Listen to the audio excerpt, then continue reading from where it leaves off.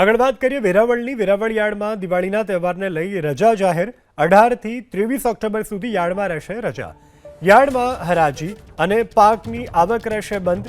24 ઓક્ટોબરથી યાર્ડ રાબેતા મુજબ થશે શરૂ તો દિવાળીના તહેવારને લઈ અને વેરાવળ યાર્ડ જેમાં રજા જાહેર કરવામાં આવી છે 18થી 23 ઓક્ટોબર સુધી યાર્ડમાં રજા રહેશે યાર્ડમાં હરાજી અને પાકની આવક બંધ રહેશે 24 ઓક્ટોબરથી યાર્ડ રાબેતા મુજબ શરૂ થશે હાલ નવા જણસને લઈ અને ખેડૂતો આવી રહ્યા છે ત્યારે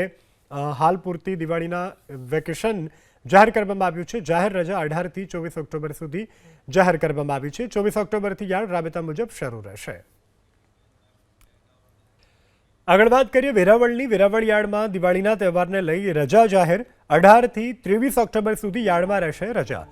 યાર્ડમાં હરાજી અને પાકની આવક રહેશે બંધ 24 ઓક્ટોબરથી યાર્ડ રાબેતા મુજબ થશે શરૂ તો દિવાળીના તહેવારને લઈ અને વેરાવળ યાર્ડ જેમાં રજા જાહેર કરવામાં આવી છે